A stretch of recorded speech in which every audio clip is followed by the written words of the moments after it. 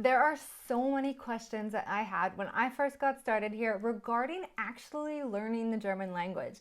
And nowadays I notice that so many of you are filling my inbox with the exact same questions that I had. So we are very lucky today to join one of our language experts here in Germany, and that is Michael from smartergerman.com. I'm going to ask him a ton of questions that you guys ask me on a daily basis and let the expert answer all of the questions for you today.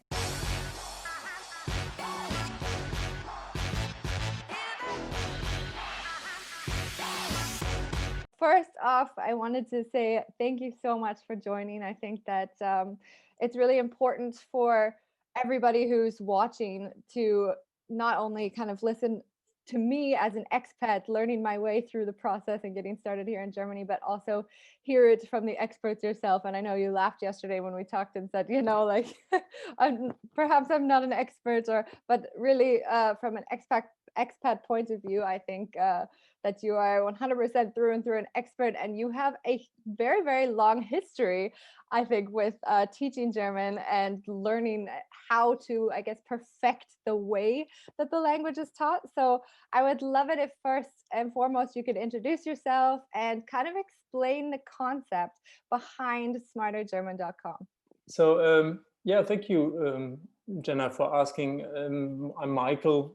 I am a German teacher for over 20 years now, and I try to keep it short because it's a longer story. I came to the trade out of need for money, and I didn't have any useful skills. I was a Beamter, which hopefully all of you have had the pleasure of meeting one in the Ausländerbehörde or in the Rathaus. And with that skill, you can only do one thing, and that's exactly being a Beamter. So my path went a different direction, luckily. But I was always interested in learning languages, and I sat in over 15 to now 15 languages. I had to study, but in over 20 language classes myself, and I was mostly bored and annoyed, and it was just horrible. People were nice, that's not the problem. I had a good time, but like I somehow struggled a lot, and I could see around me people were struggling as well. And then when I started teaching 20 years ago, I had the same experience. I saw my students struggle, and I always wondered, am I a bad teacher? Something wrong with me? Yeah, and I wasn't the poster child of a teacher, but somehow that still, I was good with people, and I understood what I was doing. So I also started to study this profession once I returned from Poland, where I started it.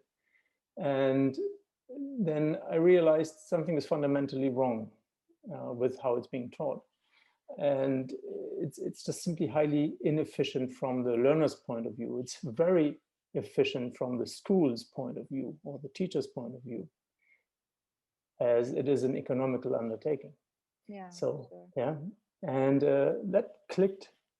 Something happened here. And then I realized, okay, let me try something different. So after 13 years, I actually got that realization, 13 years on the job, and I decided to quit my job. I couldn't continue. It was a bit like, if I had continued, I would have burned out for sure. And even though I really liked working with people, and the people were just nice, and I could do whatever I want, have a coffee every morning and just enjoy my day. But I had to quit, and then I experimented. And yeah, in a brainstorming session with my brother, he came up with the idea, like, why don't you do German in 30 days? I did that. I tried that with a young lady from London. You can see the video on YouTube.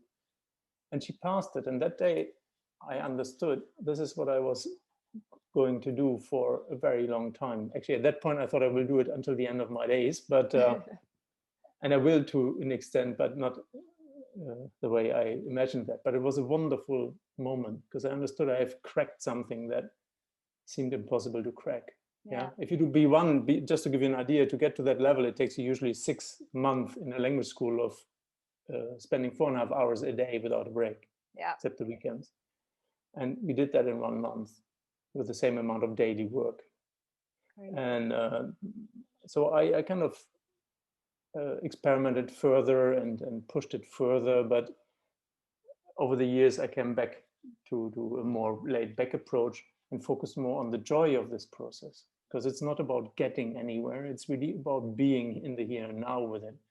And all these things that I've just shared, they are part of what I do nowadays. Yeah. Yeah. Of course, you learn faster because you don't have the same obstacles in the way anymore. It's a natural thing. I would say you basically, with what I do, I found a way to learn at your natural speed without putting obstacles in your way, which is what language schools do that do not use your mother tongue or English to teach you German. Yeah. So this is how it all came, and it all kind of grew naturally. Yeah, and I'm constantly looking for ways to make it just more enjoyable to work on this task of mastering the language. Yeah, But for sure. I always enjoyed it. It was always a discovery, and it was always, yeah, I was thrilled when I got something right, even though there were like 99 failures. The 100th time was just a thrill, so I kept going. Yeah, and I think that's natural too as well. And I think for internationals, probably the biggest problem is that it can be really demotivating when you're told right off the bat, it's going to take you months and perhaps even years to properly learn the language, even if you go into one of these intensive classes, as you mentioned, where you're sitting there and you're there from Monday to Friday, 9 to 5, and then you also have homework on top of that. And I can vouch for that because I did that 2 different times when I moved to Germany. And it is mentally and physically exhausting and draining. And I also found that because we all learn at different speeds, that some of the classes that I went to were useless for me because my problem was that I could speak the language, but that my grammar was just absolutely awful. So other people had the opposite issue where we spent the whole day, trying to figure out, okay, what does this word mean and what does this word mean? And I already knew all of that. But then there would be another day where it was just grammar and everybody was getting a hang of it. And I was just sitting there like, no idea what was going on. So I think that really can demotivate people. And I think that it's really cool that you're able to create this kind of tailored program that allows people to move at their own pace and learn what they need to make sure that they're at the spot that they want to be. But I think that also leads me to my first question, which is, I get this question asked time and time again, and that is, do you as an international really need to learn the German language when you come? Because of course there's some countries where you definitely need to, you go travel and you're like, oh, nobody speaks a lick of English. But in Germany, I was hoping that you could answer that question. Oh, it's very easy. You absolutely do not have to do anything when you come to Germany. The problem is there will be consequences. So I always find it difficult if you think you have to do something. Yeah. Yeah. And the question is, why are you here? What is your aim in being here? You can, of course, survive easily with English. It's absolutely no problem. There's people here, or not even English, even Turkish or Arabic. It's a lot of Turkish and Arabic people in Berlin, Russians, any kind of nationality actually, that get by somehow with help of friends or family. So the question is, what do you want? Yeah. Do you want to have a relaxed life and enjoy also context outside of your expat bubble? Yeah. The expat bubble is a wonderful place, absolutely no doubt about it. But there is another world outside of it. So it's more about really what is your desire. Yeah. Yeah. If you feel forced to learn a language, I can tell you right away, it will be a painful ride for you. Yeah. And it might be okay to start with being forced, and then after a while you realize, oh, that's actually fun. So that's always a possibility. But why not start with the fun part first, right? With the I want to, because it's something I'm actually curious about. You're in a foreign country, so it's an adventure. It's something to discover. Yeah. Why always see like I have to? Yeah. That's something I would look into. Why do you think this way? That's true. And I think that's a really good point, because I mean, I know plenty of people who have been here for 10 years, don't know a single word of German, but they do. They're in this kind of expat bubble, I think that a lot of people call that, is that they work in the English language and they have English friends and their family at home speaks English. So why do you need to learn it, kind of thing? And when you don't have that motivation, then maybe you don't have to learn the language. Yeah, no, the problem is not that you that you don't speak any German. That's totally fine. No, if anybody thinks you should, then that's their problem. But if you start thinking I should, and if you keep kind of excusing yourself to other people every now and then, or even more than that, then I think you have a problem at hand that you should kind of dissolve. Yeah. Yeah. By either accepting where you are or by making a move to change it. Yeah, that's absolutely true. I guess I didn't even realize how much German I was going to have to learn eventually, because then you get to another step where you're like, well, I do want to make more friends, and I don't just want to meet the expats who are coming and going all the time. I want to make lifelong friends, even German friends who I can speak in the German language with. And then I started working out on my own, and then I realized, I can't talk to businesses with the German level that I have. And I think that you just need that kind of motivation to keep pushing you and take it step by step by step, I guess. So that's really good. But I guess but again, it's a personal choice, and also depends on your conditions, right? Not everybody needs to communicate in German. Yeah, absolutely. But I think for me, and I know for many, the biggest problem is that I think people are afraid to struggle or to fail.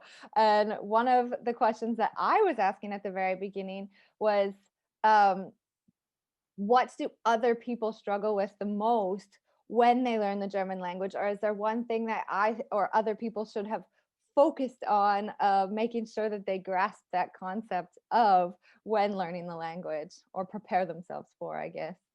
Yeah, there's different levels to that question as well. I thought about it a while back.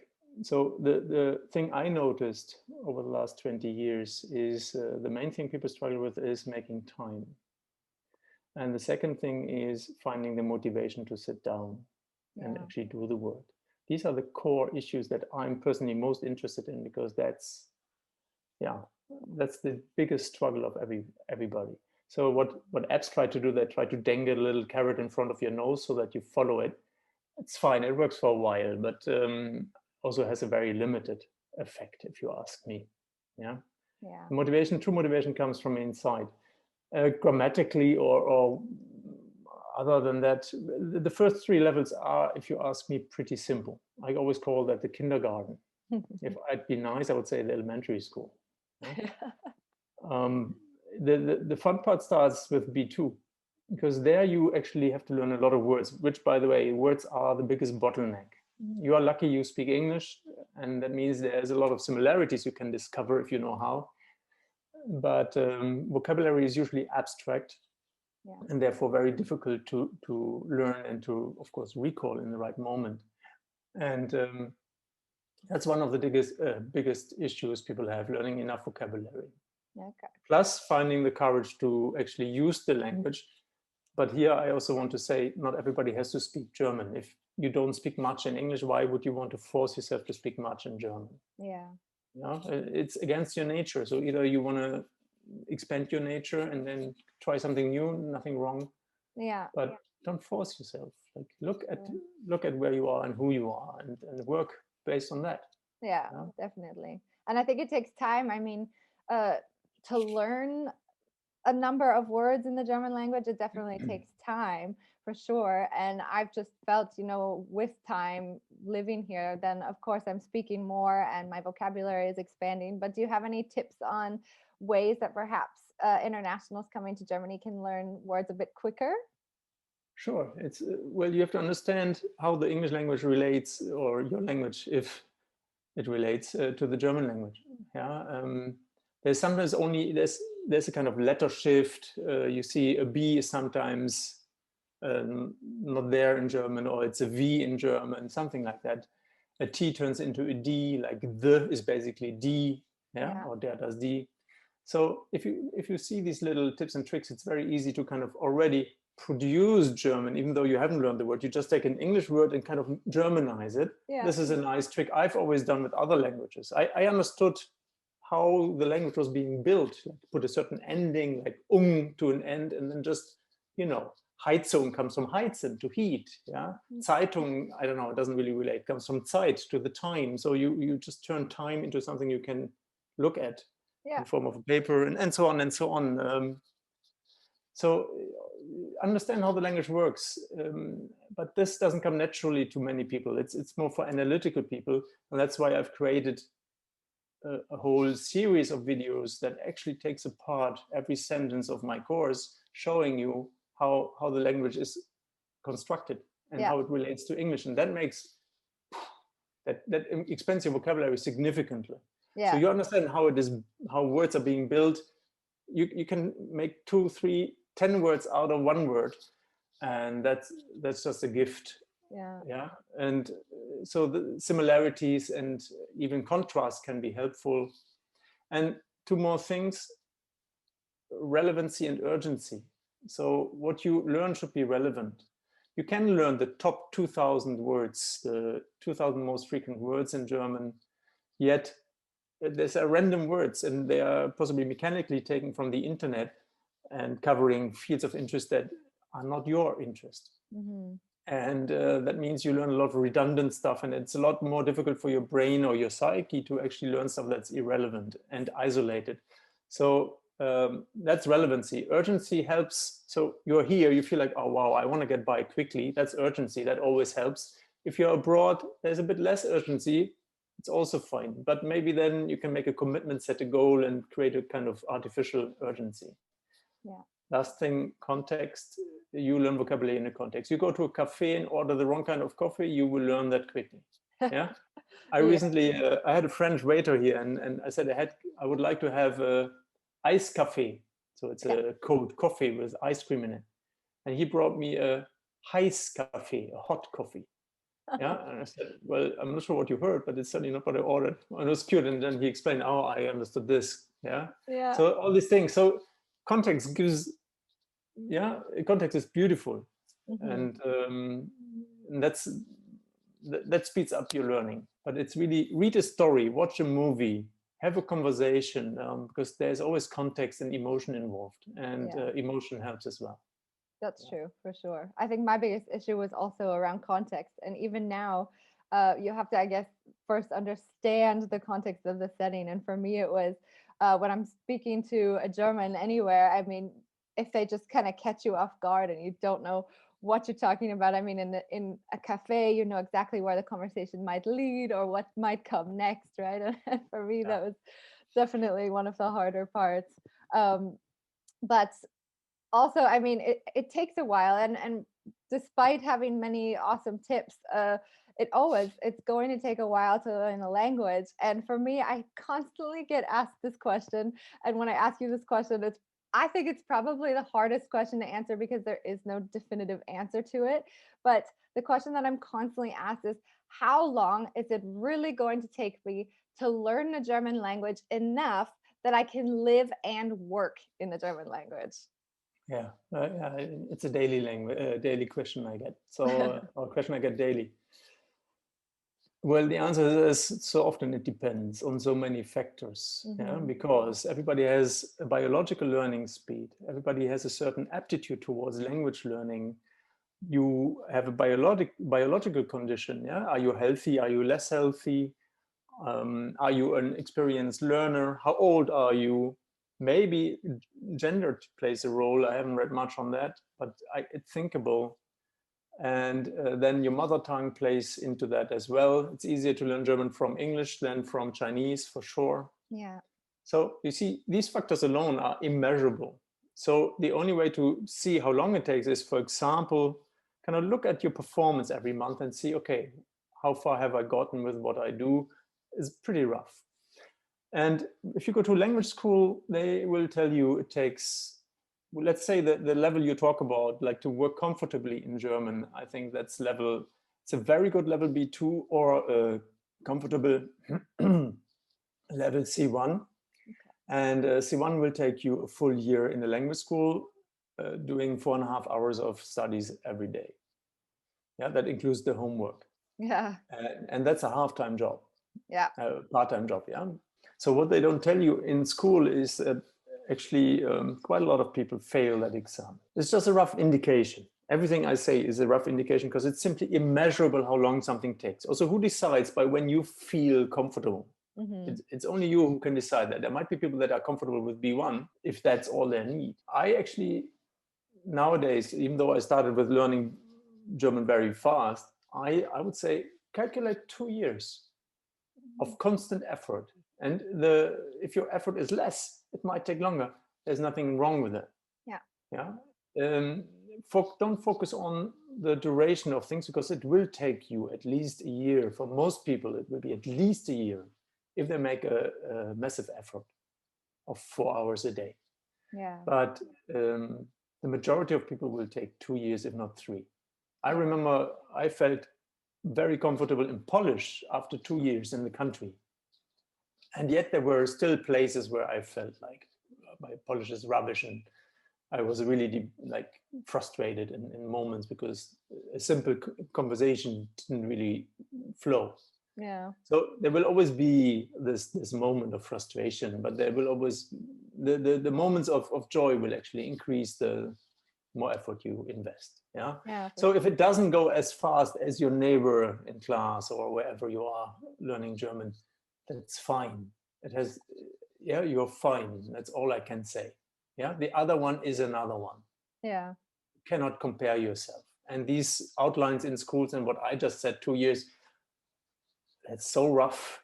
Yeah. But if you expect a longer period, you can actually put yourself at ease and just do the work. And maybe you learn to focus on what is in front of you right now. Mm-hmm.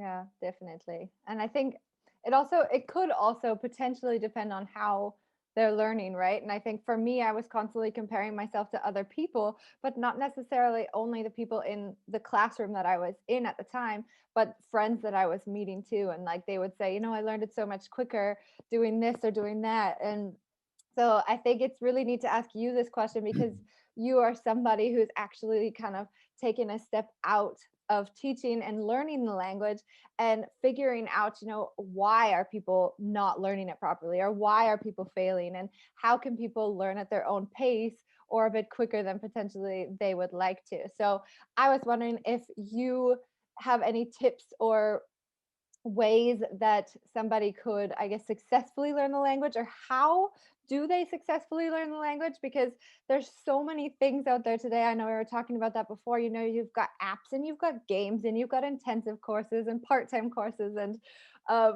we as expats just never know, like, which one do we go for? Do we do a mix of all, or what do we do?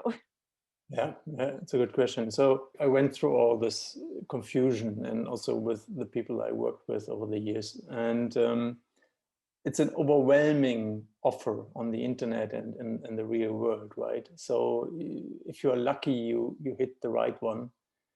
But the same in language schools. It might be just the teacher that doesn't work, or the group has no flow. Yeah, it's so many factors again.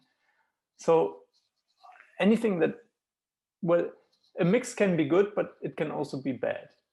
Yeah, you have limited time, you have limited energy and limited motivation in the beginning. Especially you have a very delicate motivation. So if something goes wrong, a teacher kind of shames you in front of a class, you might be burned for life. Yeah, I've seen that several times and it's horrible. Yeah. So who are you is the question. So are you a more structured learner or less structured learner? Do you need someone from the outside to structure your learning, which I personally always liked. I was always a good schoolboy, yeah, because they gave me structure. I was lousy at university. I managed, but it took me 9 years. Yeah, and that's due to the structure. And it was before my BA and MA, because those are pretty structured. Yeah. Yeah. So look at who you are and what you need, but you will never really know what is good for you until you try it. And if someone doesn't let you try something without signing a big contract for a month or 3 months or half a year, then I'd be skeptical. Because, for example, with online stuff, you can always try stuff for a week, 2 or 4. Yeah. And then analyze, how do you feel? How do you feel in this situation? You, after every lesson, ask yourself, was it worth my time and my money? And if not, why not? There might be good reason for why not. So not everything has to be perfect. But if you feel bad about it and you feel continuously bad, yeah, like after 5 days, you still feel like something is off, trust yourself and change and try. Yeah. And learn to listen to your intuition. Where do you feel well? Emotion is the most important key. You have to feel good. Yeah. And that doesn't only include your relation to the other, yeah, the teacher or the fellows you have in the classroom, but also to your feeling like, somehow I feel I don't learn anything. And I would openly discuss these things. So it's never really, I know everybody would love to have a clear answer. And I can definitely say, you work with my course, you'd be fine.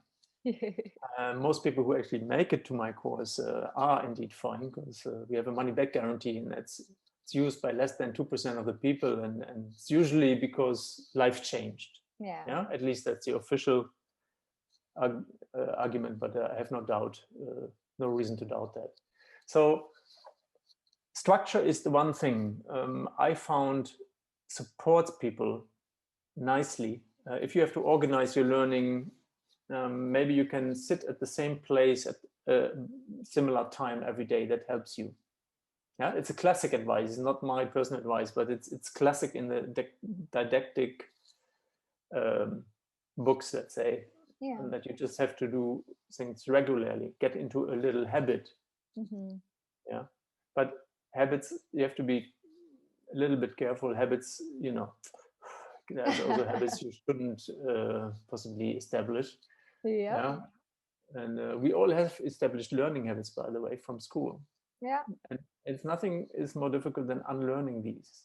Yeah, because they worked, obviously, or in many cases. The problem is, are they the best you can do? And very often that's not the case, because I, at least in my school time, didn't learn how to learn properly. I unlearned that and relearned that since I'm 20 years old. So, yeah. Yeah, I mean, it's good that you were able to see that. I think for a lot of people, the biggest issue is that if you're not able to see that right away, then it's not so easy also later on in life to relearn, like to unlearn something and relearn it a different way, right? And I think that's the biggest issue, as well as learning German for people who are, you know, over the age of 20, perhaps. I think as the years go on, the harder it gets. That's a good point. I'm not sure whether that's the case. It just changes. Of course, if you are not a trained learner anymore, right, then you have to get into that. But that's like working out. You get into it after a while. But old people, yeah, I'm old, 48. We learn different. Okay. Yeah, and because our interests are different. A young person just sucks everything in like a sponge. Yeah, oh, that's interesting. That's it's almost beautiful. But I'm not interested in just everything that comes my way anymore. Quite the opposite. I focus on a few things that I think cause me pleasure. Yeah. Ideally. So. Yeah, for sure. But that doesn't mean I'm a worse learner. But or that I'm necessarily slower. That would be an interesting experiment, to have an old person and a young person learn a language. Thank you for the inspiration. I will try. There you go. No, I think that would definitely be interesting. And just so, you know, people make that stake, you know, I'm old, I'm not able to learn. And for those people who really, you know, don't have the motivation at the moment, or perhaps they're not planning on actually staying in Germany that long, so they're not sure if they really need to learn the language, I was curious and I wanted to ask you, as a German or somebody, you know, who is constantly speaking this German language, do you think your friends or your family perhaps ever get offended if somebody were to come up to you on the streets and say something in English? And I ask that because there's a lot of people who first come here. The reason they actually want to learn the language is because they don't want people to think that they're being ignorant or something on the street when they stop and ask something immediately in English. And whether that you don't mind it, or if it bothers you a bit, or how could it be better? It's interesting. It's an interesting point of view. I see this reasoning as well, and I can also see why people speak English, not to waste other people's time. So the Germans, I think, often switch to English to make your life easier. So there's a cultural misunderstanding. The other one doesn't want to bother the other side. What I always say in any such conflict or any such thing, if the other person reacts with a grumpy face or is unfriendly because you address them in German or in English or in Hindi, who cares? Then that's not my problem. That is the problem of the other person. Yeah. So there's someone coming obviously for help. In your reaction, you have nothing better to do than to say, "Hey, we speak German here." Yeah. And you're German. You need to learn more German. Come on, that's an asshole move. And if you do that, you have the problem, not the one like approaching you. Yeah. So there's something we have to learn, that other people's problems are other people's problems. Unless you're rude, officially rude or insulting someone, then I wouldn't expect such a reaction, and therefore approach people as you like. and see what happens.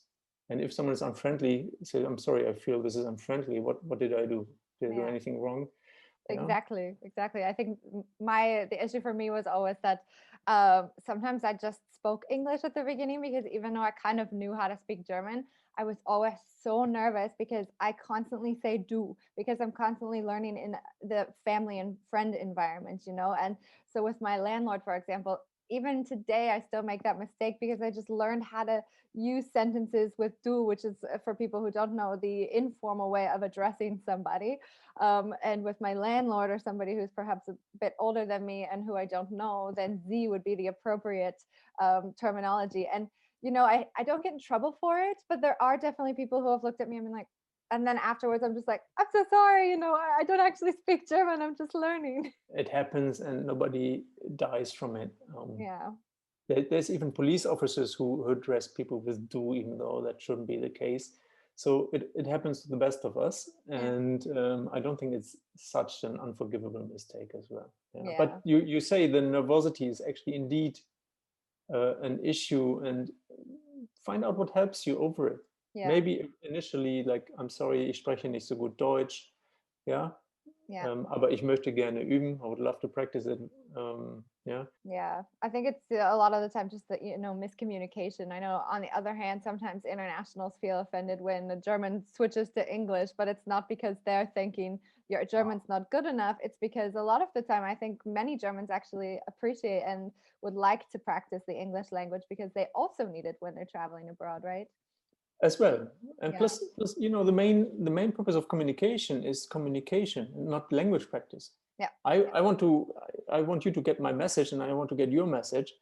And humans are efficient beings, well, most of the time, or some of the time. And why make things more complicated? So this is also always in the way. You have to make a conscious decision. But even though someone else switches to English, nobody forces you to switch to English with them. You can still continue to speak German, unless they really say, come on. So you need a little bit, and this is a social issue. You need to really be adamant about wanting to communicate in German, and the other person you cannot force to do anything anyhow. So nobody can stop you. Exactly. And I think the more and more that we talk on the streets or talk in communication, I think the better, or the quicker we also learn. But in regards to that, is there a wrong way where people can actually learn German? I mean, I constantly tell people that I learned German the wrong way, and that's because I didn't go to school when I first came here. I learned in my family, like within my family at the dinner table. So people always say, you speak German so quickly and accent free. I don't understand. But then, none of your grammar is correct. And so now going to school, I feel like 50% of the time it's a waste of my time, because I already know all that vocabulary, versus, like, I guess I just realized now the best thing for me would be like a one-on-one tutor, because I just need someone to stop me and say, you've learned German too quickly, that you have to go back and learn it properly. Yeah, I understand what you mean. And initially I was about to contradict you that what you did sounds actually pretty lovely. But yeah, you reminded me that that's the danger. If you don't learn without a structure, again, you will have gaps. The problem with learning the way you did is you learn functional German because you want to function with that family. Functional German doesn't need any grammar. Yeah, I had an old Turkish lady once. I used to wear glasses. Now I have lenses. You call them lenses? No, you call them contacts. Contact lenses, or contacts, Yeah, and so I went to that optician, and then just getting new glasses, and that old lady came. Yeah, also no German. She just put the glasses on the table, on the counter, and said, "Schief," and that means crooked. Communication fulfilled. She knew exactly what to do. She got her glasses straightened out. Done. So this is functional German. That doesn't need any, not even sentence structure. But so it's very difficult to repair that. Yeah. And while you might be right that someone who stops you in that moment when you make a mistake might be helpful, is not that easy, and it might cost you a fortune. Yeah. So, the biggest problem with this is we need to learn to listen, and to listen to the form, how things are being said. First, we listen to what do other people want from us, and then we analyze, is it dangerous? or is it embarrassing? So these things you learn quickly to avoid. So the moment you have enough knowledge of the grammar and of how things are being pronounced and what people want from you, you can actually listen to the endings and understand why is it dem, not den. So in that sense, knowledge about grammar is actually quite useful, but then you need to find a way to implement that so it comes naturally without you going through lots of tables and cases and genders in your head, because that will just paralyze you. Tables do not work. Not for me, that's for sure. Yeah, and grammar rules do not work. You cannot apply grammar rules while you speak. Yeah. And it's good to know about them, and that's why I also teach them, but I also teach you how to make this an intuitive thing. And what people use for that usually is a pattern drill. A pattern drill helps you to just make it feel natural if you say ich liebe dich instead of ich liebe du. Yeah. But so right way, wrong way, there is capital mistakes you can make. And one capital mistake is also what my whole system is based on, not only, but that was my enlightenment moment in my studies. And that is when people try to teach you German using only German. That's the most capital mistake one can make. It's ridiculous. It is against common sense, and scientifically it's proven to be highly inefficient. And I'm very strict on that because it was a revelation to see this, and that speeds up things so much after dropping this approach. The schools do that for economical reasons. So it's a benefit for the school, but not for the students, ever.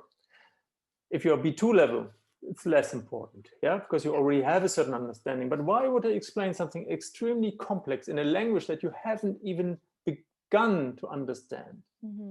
Yeah, as a beginner, you're bombarded with the language. If I spoke suddenly Chinese with you, or Polish is something at least I could speak, you would just be baffled. Yeah, I could show and tell. I could say thing. Yeah. And you say thing, and then this is a thing. So basic structures I can kind of do because you're a learning machine. Yeah. And a successful one because you're alive. But if I just gave you a translation and told you how to use it properly in the language I teach you, such a pleasure. It's a pleasure. Learning a language is a pleasure, not a struggle. And this monolingual approach, this German only approach, is that's masochism. Yeah. And this is the single biggest mistake you can make. Other than that, mistakes are fine. You will make them, and you will just have to kind of correct them. Yeah, for sure. Yeah. But this German only thing, you need to understand what you learn. If you don't understand, you don't learn. So it's very simple. Of course, you can learn to repeat things. I could learn to repeat maybe a poem in Chinese, even though I would never understand it. Yeah. But if you don't understand, you cannot use it, you cannot expand it, you cannot play with it. Absolutely. And understanding is the key. And if you feel constantly, I don't get it, I have to ask my neighbor, I have to look it up, then maybe either you are exposing yourself to material that is way too difficult, like reading Goethe or philosophy, or you are in the wrong approach, or you're underwhelmed. Like Rosetta Stone is a beautiful example. Initially, it's interesting. Kids could do it. Monkeys could do it, by the way. I'm pretty sure a monkey could recognize a banana. But it's too flat. It doesn't have any depth. Yeah? And then you're underwhelmed. So it comes back to you and to your awareness about how do you feel with what you're doing right now. And if you feel insecure, that's something to look into and ask for some kind of feedback. Yeah, you don't have to feel. Yeah, really interesting that you mentioned that, because I never thought about it that way. But for me, I always walked into a class feeling nervous at the beginning, because now I could probably hop into maybe B1, B2 and feel totally okay if somebody's asking me a question and then I'm to answer it. But if somebody said, in A1 or A2, and they said, what is the sentence in Präteritum? And they said it to me in German. I just sit there, and it's not even like I don't know the answer to the question. I didn't actually understand the question because I don't actually speak German, and that was for me the hardest part. So you're not actually even getting to the core of the content because you're not understanding exactly what they asked. And you are not, you don't dare to ask questions because how you have to formulate it in German. So, yeah. And again, it's instructions that I talk about. Practice has to be in German, of course, but grammar instructions or any instruction, why should that be in German? The vocabulary of instructions is irrelevant to 99% of human beings. Yeah. Except the teacher standing in front of you. Yeah, exactly. Yeah.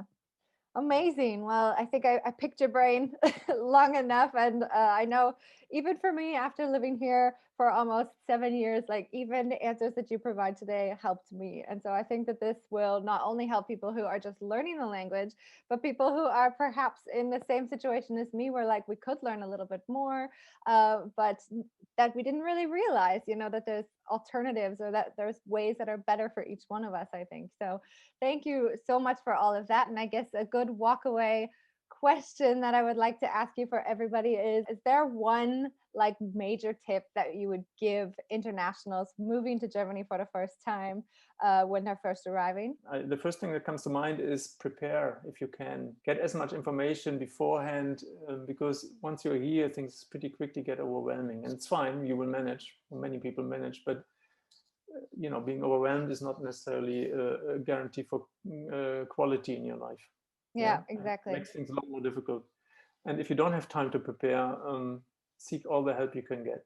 Yeah, exactly. That's I mean, that's the whole reason why I created Life in Germany, right? The welcome program.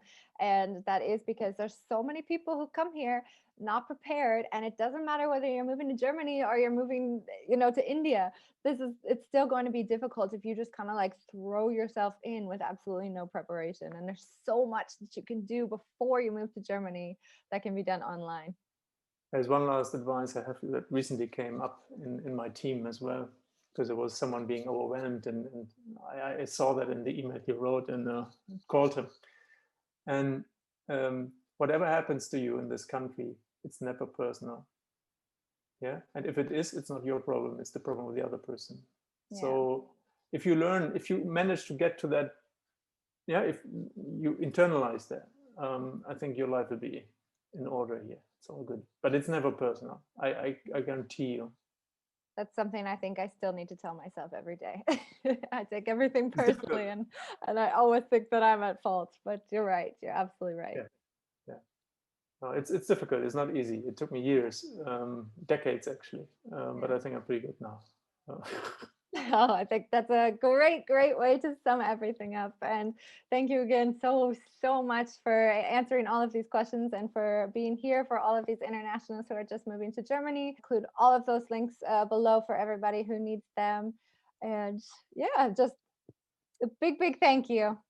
Oh, my pleasure, Jenna. It's always nice to reflect on these things. Yeah, it's a lovely endeavor. I love what I do. So thank you for having me here.